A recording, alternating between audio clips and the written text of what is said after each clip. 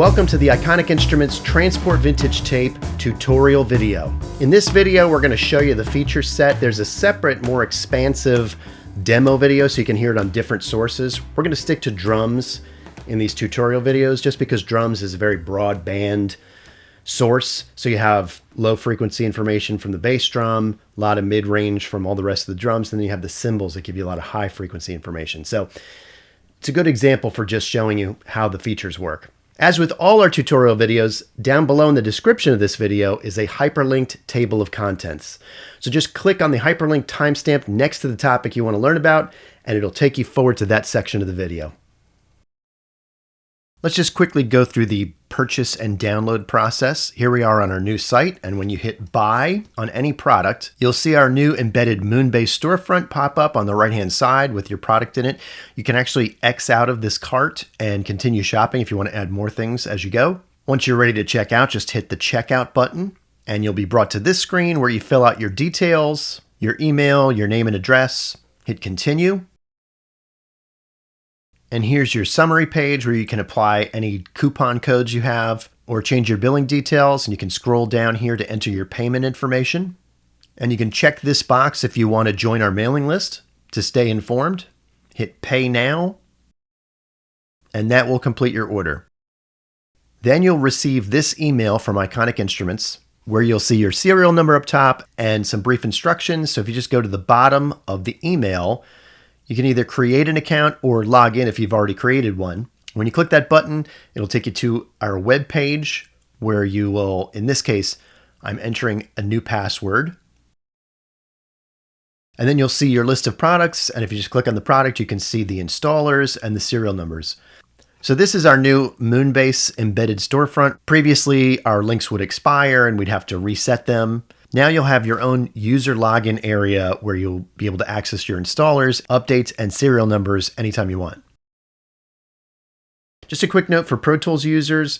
By default, Pro Tools organizes its plugins by type. You can change that in your preferences, but by default, it's organized by type. Currently, at the time of this video, our plugin effects are only categorized in the effect category. So if you're looking for the Model 660X exciting compressor, you might think to look in Dynamics.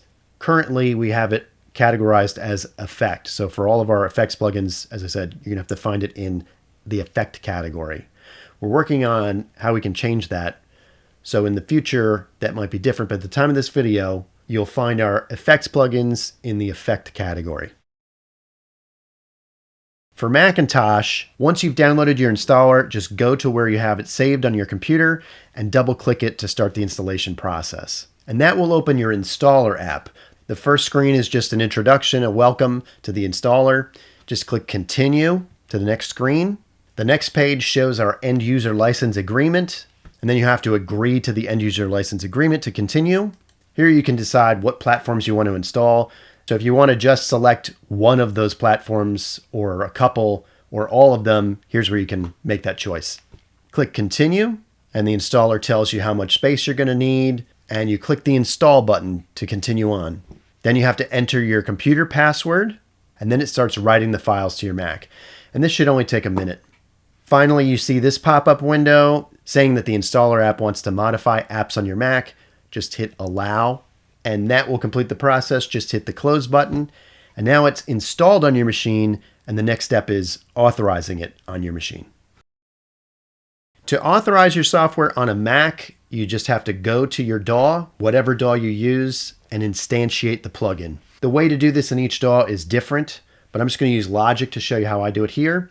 So I just have an audio track set up. Logic organizes its plugins by manufacturer. So you just have to go to your plugin pull-down menu on that track. Go to Audio Units, Iconic Instruments, and then Transport Vintage Tape. So the first time you instantiate it, you see this authorization window. Now this is an update from our last activation window. So in this case, when you enter the wrong serial number, it will reset and give you an error message. So you know that you can just enter the correct serial number and go forward. So if you enter the wrong serial number, you'll get this message that says license failed to activate. Then when you enter the correct serial number, you'll see the message license activated successfully. And just a second or so later, the plugin will open up and you're ready to start using it. And once you authorize it the first time, it will be usable on any DAW on your machine. The process is very similar on a Windows machine. Just find where you've downloaded your installer, double-click it to start the setup wizard. Currently, the first window that pops up is this message that reads, "Do you want to allow this app from an unknown publisher to make changes on your device?" We actually do have a valid Windows certificate, but for some reason it's not being recognized right now. So we're working on that. So by the time you see this video, that may have already been solved, and you may not see that pop-up happen.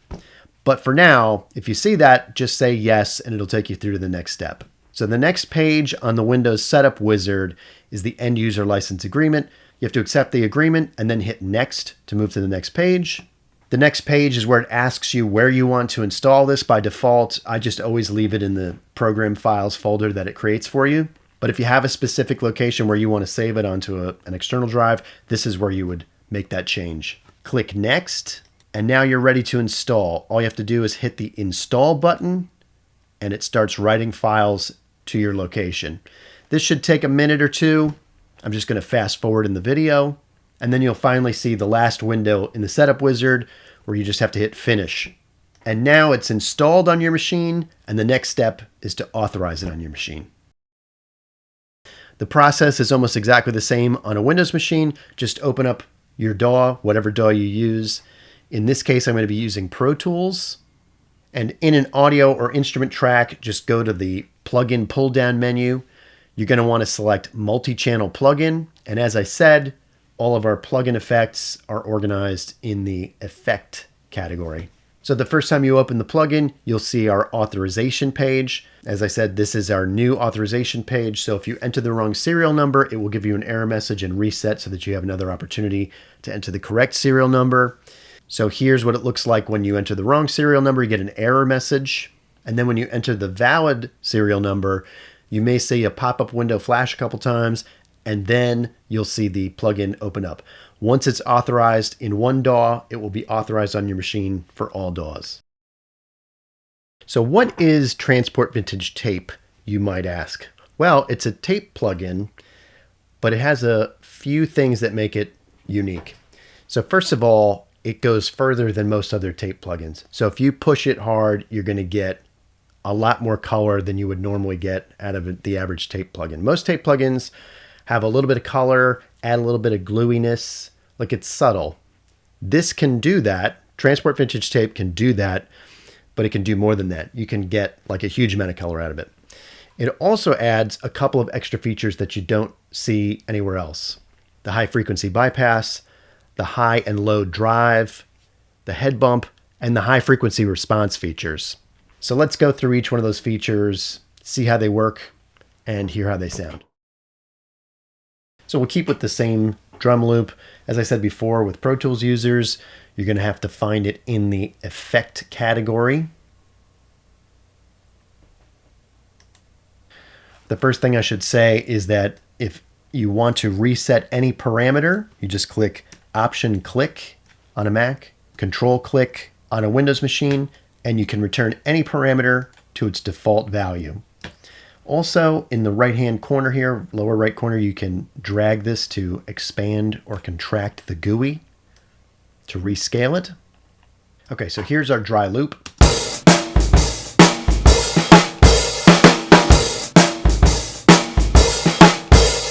And let's just turn on default values.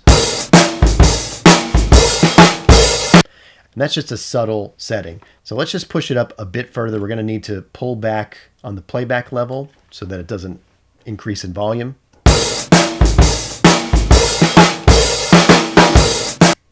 So you're getting more tape saturation. When we say saturation, we're talking about a little bit of soft compression along with color. So already this is kind of where other tape plugins kind of max out, because the goal is to just give it a little bit of gluiness. People use that term gluey. Just kind of pulls everything together. But on this, we can go way over the top and really blow it out. Pull down the playback. And that's really sizzly. So it also depends on the level of your source track. So in the case if you've recorded something quieter, you're going to need to push this record level to get more out of it. So let's just pull it back to a more reasonable level. We'll just go right about, let's go there. And we'll show you some of the other features. So high frequency bypass allows you to, when you pull it down, it allows anything above that frequency to be bypassed by the effect altogether. So the high frequencies just come through clean and they're not affected at all. So let's just hear what that sounds like. It actually, you still hear the pushed low and mids coming through. So overall, it just sounds a lot darker. So let's just hear what that sounds like.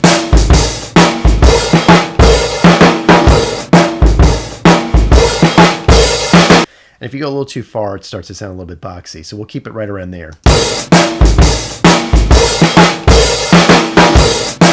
Okay. And like I said, this is a lot. So you don't have to go this far. You can be much more subtle about it. But the high and low drive allows you to add extra drive in the low frequencies or remove it. And conversely, you can add more high drive or remove it. So let's just pull this back to like a more normal level, 14, say.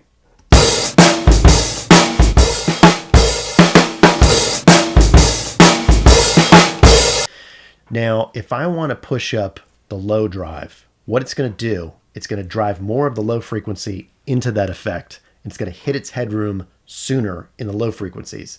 So it has this sort of strange effect of leaving more headroom in the high frequencies. They're punchier, but the bass is more compressed. So let's listen to what that sounds like.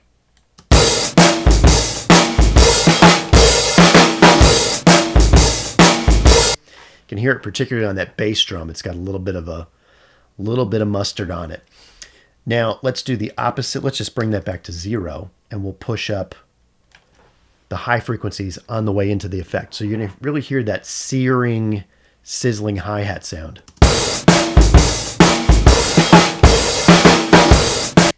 Okay.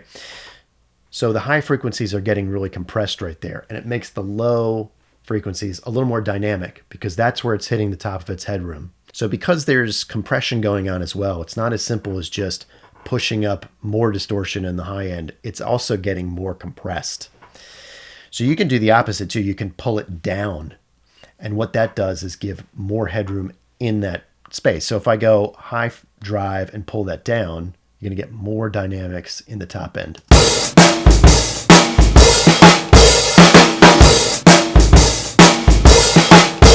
So that makes it more like the high end is excluded without making it darker the way the high frequency bypass does. Let's do the same with the low drive. We'll pull it down as we start to play it.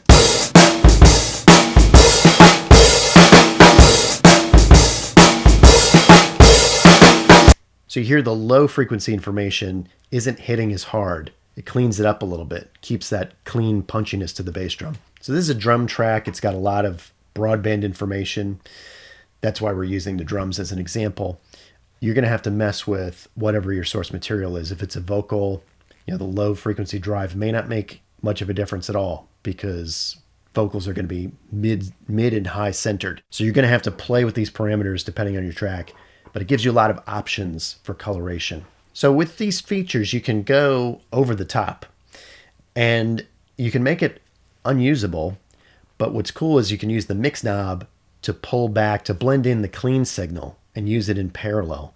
And this way you can make use of some of those over the top sounds. So let's blow it up a little bit. We'll push the drive a little further. We'll push the low frequency drive so it's really getting that explosive low end. And to me, that's like a little bit unusable. It goes a little too far, but in most situations. But let's pull back the mix. And we'll use the playback level to volume adjust.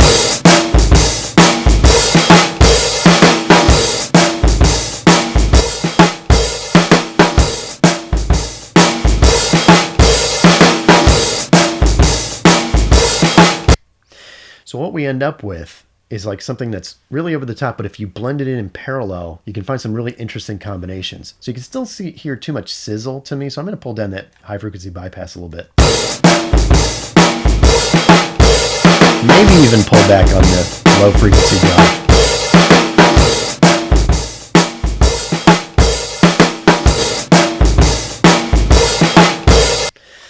So to me, that's really cool because when you go back to the bypassed version, you can really hear that snare drum kind of smacks. It's really dynamic. So this really tames it, gives it some color. But again, the fact that we build in extra room to go over the top and then leave the mix feature is what's really fun about it. It gives you a lot of different options.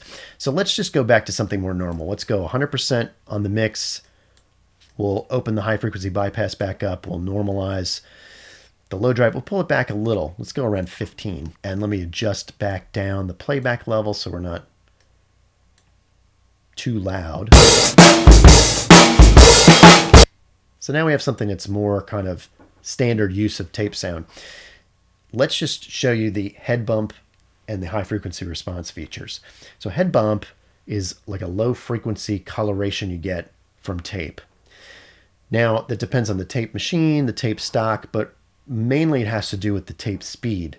So when you're running a tape machine at 15 IPS or inches per second, that's a slower tape speed, you get a subtle kind of broadband bump, 3 to 4 dB at around 90 hertz. If you run that tape machine at 30 IPS, which is more the hi-fi speed, faster, higher quality, broader response, you get a bump, same thing, 3 or 4 dB around 170 hertz. It's slightly narrower. It's not as broad. So we've built in this head bump feature that goes beyond what you get at either of those speeds. You can set it how you want it. It ranges from 50 hertz to 250 hertz. And we've designed it so that as it goes higher, the cue gets narrower. So it's like what you'd get from a real tape machine. And instead of being able to push it just 3 or 4 dB, you can push it all the way up to 12 dB and go really over the top. So let's just show you very quickly. I'm going to exaggerate this. Let's go around 90 hertz. Okay.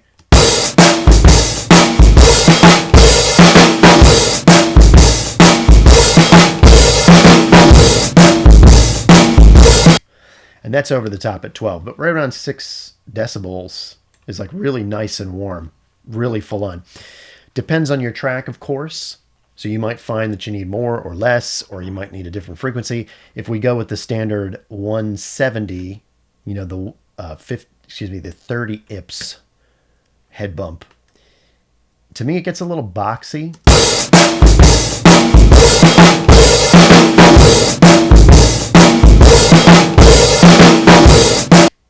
But if you keep it subtle, it's cool. And actually, it does sound like a 30 IPS tape machine. But like I said, we built in a broader range here, so you don't have to stick with those frequencies. You can keep it lower, you can go higher. It's a neat feature. And it's after the effect, so you're not going to be affecting how much drive or saturation you're hearing. So let's normalize this, and let's show you the high frequency response. So the high frequency response is a post-effect shelf. It ranges from 4 kilohertz up to 10 kilohertz. So around 4, you're really going to hear this kind of brightness happening, and we can add it or remove it. So let's do the opposite. What's kind of cool here is if we had it like before, where it was on the bright side, I'll even push up the high drive. So those hi-hats are really jumping out to me. They're very sizzly. So let's leave it around 4K, at 4K, and we'll pull it back. So we've built a tape plugin that can go from subtle to over the top and gives you some cool tools to shape the tone and then mix it in parallel if you want to back it off a bit. And the head bump and the high frequency, I mean, that stuff is just cool for color, especially the head bump, I think. I think most people associate tape with kind of a warmth, kind of a beefiness, and it just gives you that nice little touch with some flexibility to suit your track. And finally, let's talk about automation. So depending on your DAW, each DAW has its own way of setting up automation. In Pro Tools here, we just click the Auto button, and we can select which parameters we want to add in for automation. Then we go to the pull down here to highlight them. So let's just do one here. We'll look at the record level, for example. So here I can draw in whatever shape I want. So like over here, you'll see the record level move as it plays across.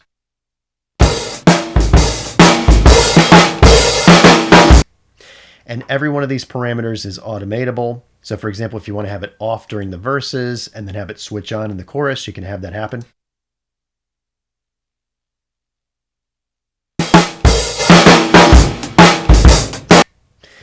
And you can automate any one of those parameters. If you have any questions or if you run into any trouble, please feel free to email us at info@iconic.nyc. And join our mailing list at iconic.nyc to keep up with new products, updates, and blog pieces. As always, thanks for checking out Iconic Instruments.